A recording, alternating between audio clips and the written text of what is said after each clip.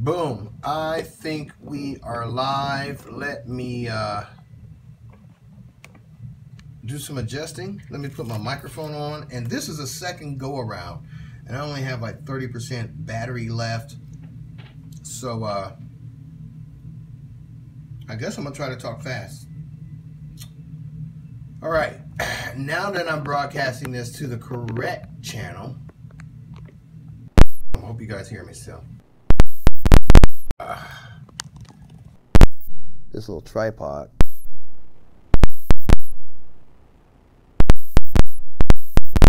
All right, now did you guys hear me?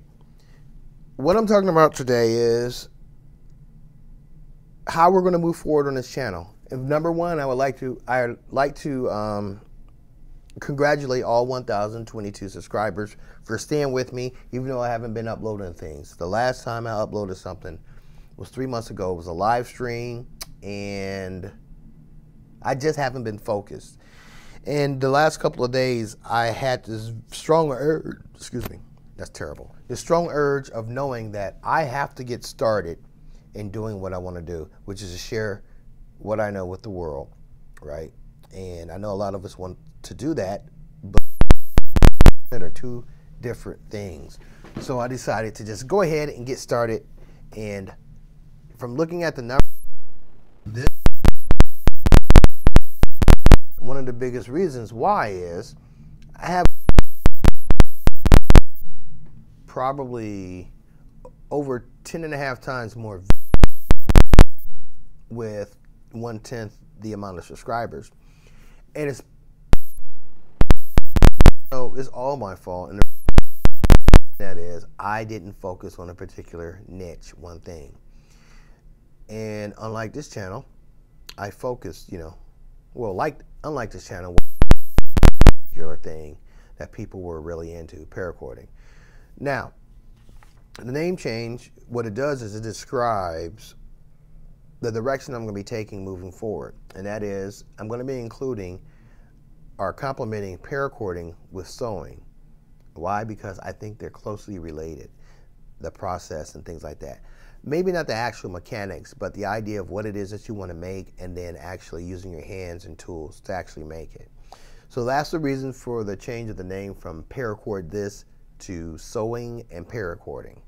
I almost made it This Dude Sews, but that would be leaving out paracording, but I do like the way that sounds. The other reason for the name change is sewing was actually a passion of mine in the past.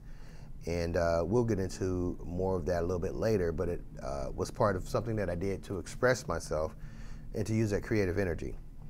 And speaking of creative energy, I feel most alive when I'm actually making something.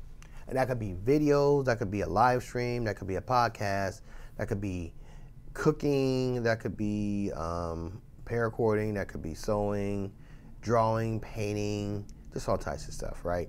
But some things are easier to get into, get the raw materials for than other things are. And I think paracording and sewing are one of those few things that it's easier to get the raw materials for. And the logistics of it is not as difficult as maybe doing something like woodworking, which is something that I'm considering as well. But if I got the tools, some basic tools, which would probably be a table saw, I think with a miter box, a drill press, and I think, was it the circular saw?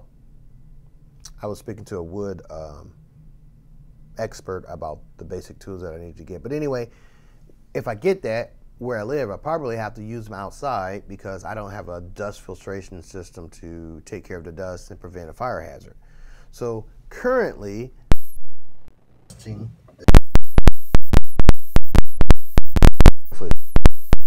so we'll just roll with it. This is pre-recorded, so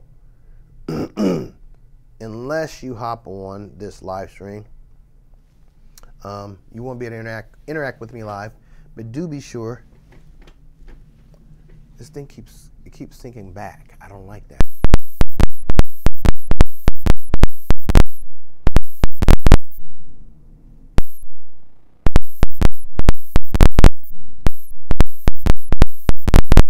just keeps wanting to sink back. I don't understand that. I know what it is because I have this outer box on my phone.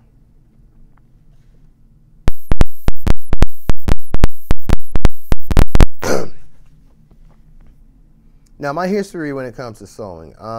When I was in college, I actually, yeah, this is crooked. When I was in college, ooh, my hair looks a mess. When I was in college, I actually, let's go back before college. When I was a kid, we didn't have a lot of money, but my mom, you know, she provided for us the best that she could. A lot of other kids were able to get new clothes, you know, basically whenever they wanted them, but we weren't. And when the summertime come, I didn't have a lot of shorts to wear, and my choice was either to wear long pants or to do something such as cut the long pants and sneak and use my mom's sewing machine. She had a Singer sewing machine, which I did inherit after she passed, but unfortunately my basement flooded and it ruined it. Yeah, there was mold all over it. I should have kept it. I wish I would have kept it, but there was mold all over it. But anyway, I would sneak and hem my shorts that I would make so no one would know any better. No one would know the difference, you know, that they weren't bought from a store. Fast forward to my college days, you know, the baggy pants were in style, and I began to make, you know, my own pants, of course with the elastic, because I wasn't really good with the elastic waistband, but the way they fit and the way, you know, the way they were made, you couldn't really tell other than I had, you know, a pair of in-style baggy pants.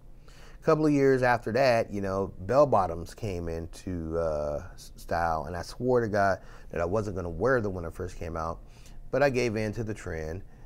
But I also wanted to be unique and not just have the same things everybody else had. So I found out a way that you could actually make your, you could modify straight leg pants into bell bottoms, which is basically just cutting the seam down the middle and adding an upside down triangle piece of material. And then I ended up having some daughters. Speaking of which, one's 18, she just graduated. But when they were little, they let Dad do their hair when it needed to be done and stuff like that. They didn't care too much about exactly what it is that they were wearing, but they did like to wear dresses. So I learned how to make I think it's called the A dress, and both of them wore them, and they had no problem with them. They wouldn't dare wear it today, but back then, you know, they wore them. And even, you know, the way I do my hair now, the dreads, I use a crocheting tool to maintain them, to keep their form. And it's just another additional way for me to express my creativity, okay? So how did I get to this point?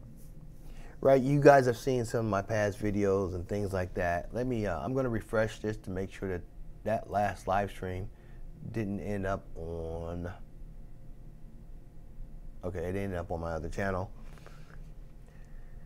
I got to this point because basically I felt lost. You know, I know that I have so much to offer to the world, but I just didn't know what direction to take. You know, it's kind of like the ADHD thing. Your mind's going ping, ping, ping, ping, ping, ping, right?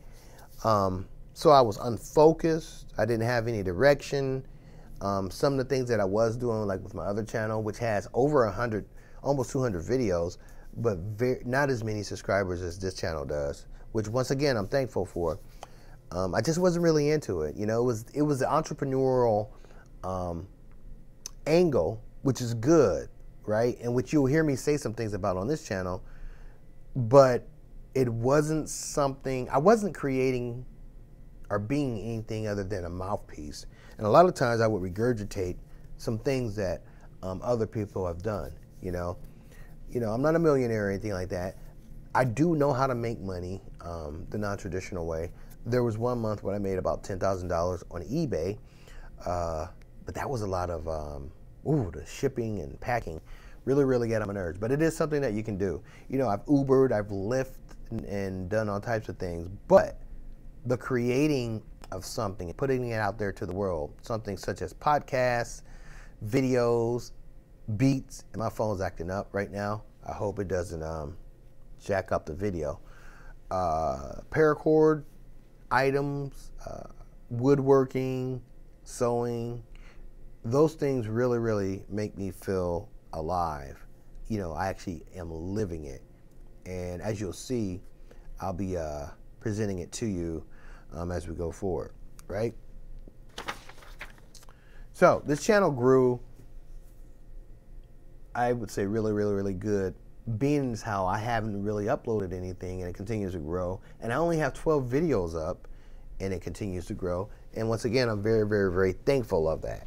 I originally got into paracording. You guys probably heard this before, after my mom passed, because I found out that her and my older sister had been making paracorded items, jewelry and stuff, and I wanted to find a way to keep in contact or have a connection with her after she was gone. But as time goes by, or went by, I wanted to put that chapter behind me. Whether it was because it was too painful, or I just felt it was time for me not to mourn anymore. So I stopped paracording. And also during that flood, a lot of my paracord and tools ended up ruined from the, it says low battery.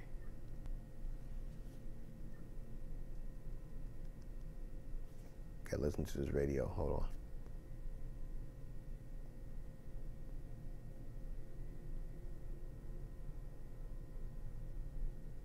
Okay, ended up being ruined, so I had to throw it out. So there's a lot of stuff that I'm gonna have to reacquire, all right? So that's that. See, we're up to 11 minutes. This is much faster than the last one. But I'm gonna need your support, right? And in many different forms. And there are 4 ways, right? If you're a new viewer, go ahead and hit that subscribe button. Eventually I'll have a watermark down at the bottom left hand or right hand for you side of the screen that you can click on to subscribe, right? Share this video or share my videos and live streams out on your social media, Facebook, Twitter, Instagram, and Pinterest, and even email it to people. You can even copy the link and not tweet it, but text it to your friends if you think they could use or they would enjoy any of the content that I decide to put up, okay? Make sure you comment in the comment section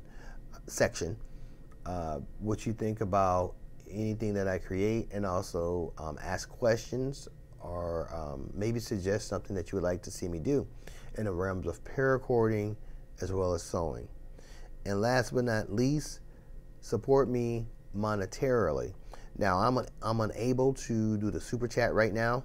I'm unable to actually have ads on this channel, and because of that, these videos and these live streams will be uninterrupted. However, I would like to continue to do this. I would like to focus on providing great content for you, and one of the easiest ways for you to help me do that is to do what I like to call, I got this from Glenn and Cameron, by the way, the PayPal super chat. So what I'll do is I'll put a link below in the description area for all my videos, and you give me, or you donate, or you support me, whatever amount you decide to. I'm not going to sit and suggest, at least I won't right now. I won't say, I need at least 25. No, you just do what you think you should do to support the channel. I'll let you guys know about different projects and stuff that I'm working on. There'll be more offers, you know, courses and stuff like that, and even items that I actually make during live streams and videos that I'll be offering, okay? This phone's acting goofy. I'm going to go ahead and end this live stream. Been talking for almost 15 minutes, and I just want to make sure that it gets put up on YouTube. So, hey, until next time, you guys continue to create and share it with the world. Take care.